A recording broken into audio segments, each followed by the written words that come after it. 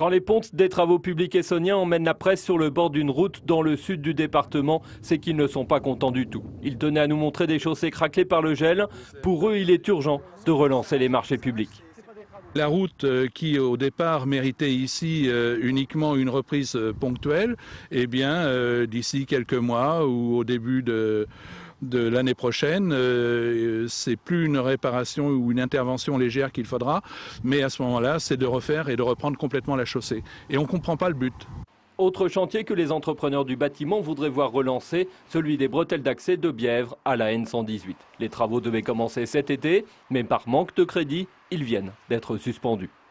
Les conséquences, c'est relativement simple. Vu que c'était un marché important, ça correspond à peu près à 15 personnes occupées à l'année. Aujourd'hui, on a potentiellement des gens qu'on serait en capacité de former ou de professionnaliser. On reçoit 3 à 4 CV dans nos entreprises par jour que l'on décline jour par jour. Au niveau national, la Fédération des travaux publics estime que 14% des entreprises du secteur seraient au bord de la faillite. Ramenés à l'Essonne, 400 salariés seraient potentiellement menacés.